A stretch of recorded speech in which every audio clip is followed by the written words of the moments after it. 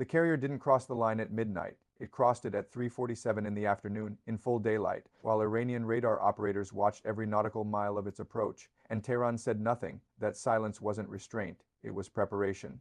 Here's the number nobody is contextualizing correctly: 17%. That is the share of globally traded oil that moved through the Strait of Hormuz yesterday, not last year, not in the pre-crisis baseline, yesterday, while two U.S. carrier strike groups sat inside what Iran's military doctrine formally designates as its strategic response zone, and while somewhere beneath the Gulf's surface, a network that took 14 years to build was quietly moving into its final operational configuration.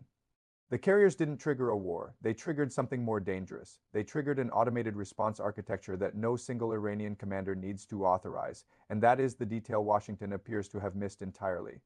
To understand what just happened, you have to go back not to this week but to 2010, because the network Iran activated wasn't built for this crisis. It was built for the crisis before this one, and the one before that designed specifically around the assumption that one day American carrier strike groups would do exactly what they just did. Iran's military planners didn't hope that scenario wouldn't happen. They engineered for it. For 14 years, in tunnels and mountain installations and hardened coastal facilities stretching across 1,400 kilometers of Gulf coastline, they built a system whose entire logic is this: if the carriers come inside the zone, the response doesn't require a decision. It requires a signal. Watch this closely, because the distinction between a decision and a signal is the difference between a crisis that can be negotiated and one that cannot.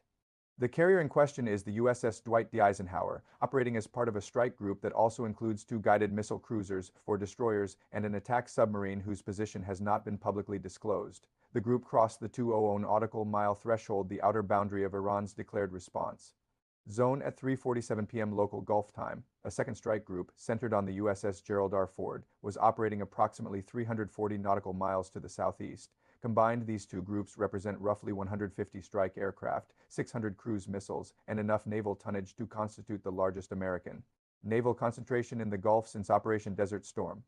On paper, that is overwhelming force. In practice, it is exactly the targeting solution Iran's coastal missile network was designed to engage.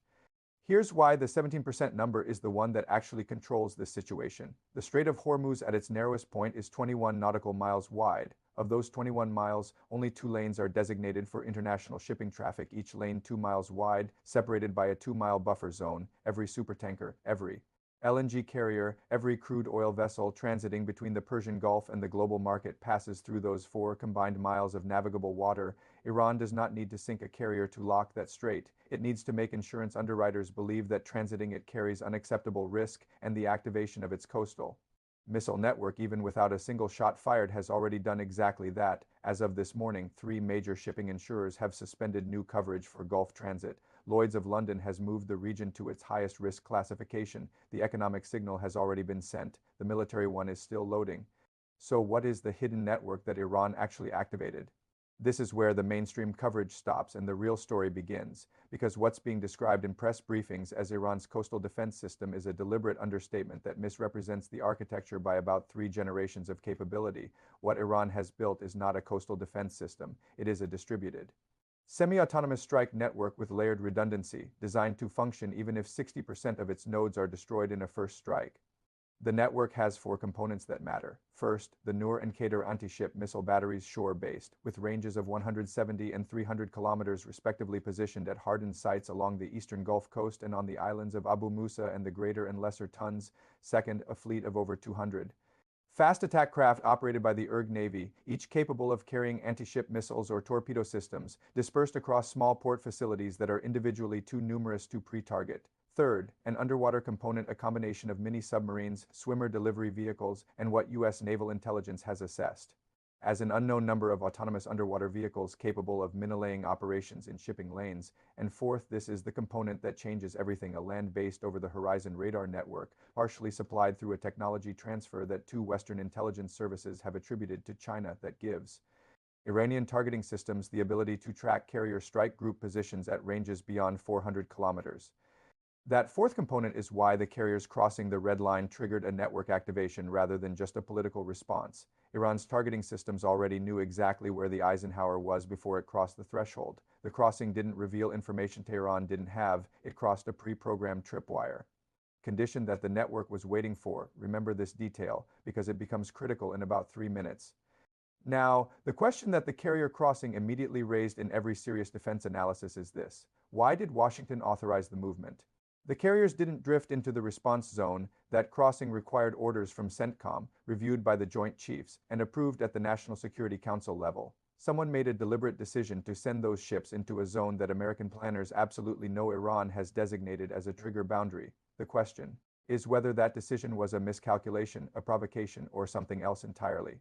The answer, sourced from 4 separate defense and diplomatic outlets with prior accurate disclosure records on Gulf escalation events, is none of the above. The carrier crossing was a test, specifically a test of whether Iran's network activation was real or performative, whether the tripwire condition would produce observable signatures of genuine operational preparation, or whether it would produce the kind of theater that Iran has used in prior standoffs to signal resolve without actually committing to action.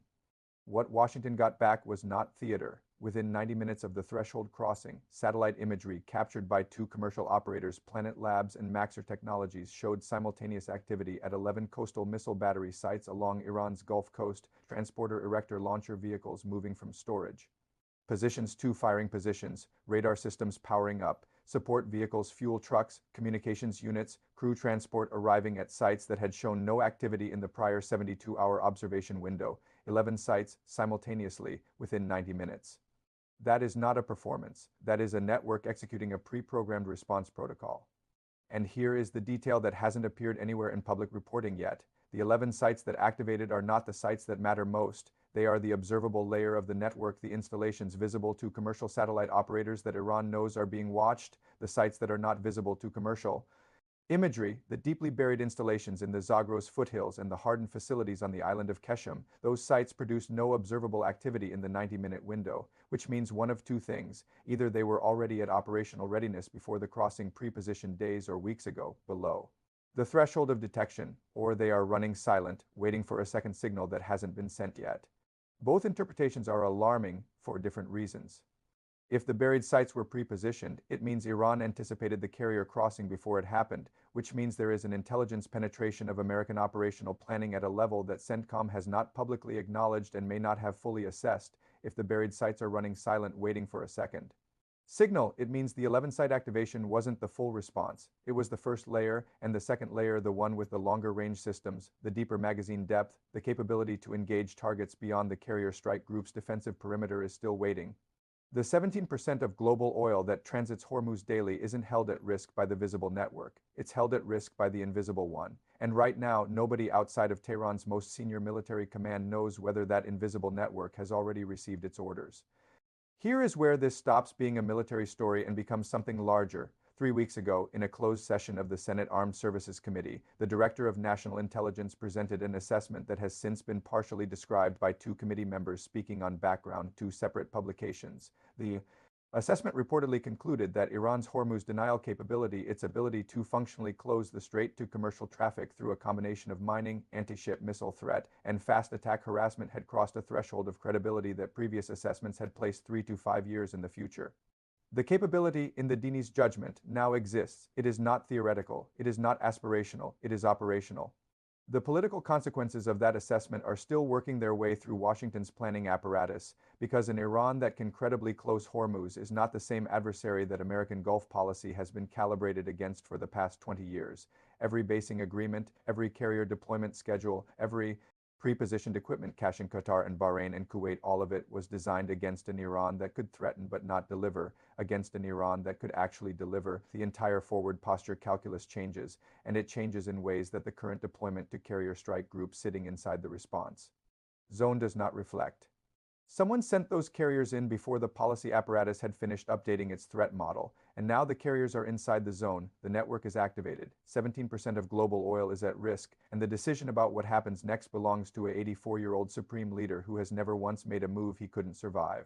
And to a generation of ERG commanders who believe, for the first time in their careers, that they have the capability to win a short engagement in the Gulf before American reinforcement can arrive. That gap between what Khamenei's caution permits and what Hajizadeh's ambition demands is the most dangerous space in global geopolitics right now. It is 21 nautical miles wide, and 2 American carrier strike groups are sitting in the middle of it. There is one more piece to this. The piece that explains why the network activation happened at 11 sites simultaneously rather than sequentially, why it looked like an automated response rather than a commanded one. It goes back to the Chinese technology transfer, to the over-the-horizon radar network, and to a targeting integration agreement that was reportedly finalized 18 months ago between IRG technical staff and a People's Liberation Army Navy advisory team that spent 6 weeks at Bandar Abbas. The details of that agreement have not been publicly disclosed, but the behavioral signature of what the network did in those 90 minutes, the simultaneity. The pre-programmed character, the absence of any observable command communication preceding the activation, is consistent with a system that has been integrated at a level of automation that removes the human decision point from the initial response layer entirely. Which means the second signal, the one the buried sites may be waiting for, might not require Khamenei's authorization. It might require only the crossing of a second threshold condition, a condition that could be triggered not by an order from Tehran but by the movement of American assets that are already inside the zone. The carriers are the tripwire. They cross the first one, and right now, in 21 nautical miles of water that controls 17% of the world's oil, the question isn't whether Washington will give the order to escalate. The question is whether the next American movement, a course change, a flight operation, a missile defense radar, ping crosses a threshold that no human being in Tehran needs to authorize a response to. That is the story nobody is telling, and the reason nobody is telling it is because telling it out loud requires admitting that the most sophisticated naval force in human history may have just sailed into a kill zone designed specifically for it, and that the door behind them is already closing.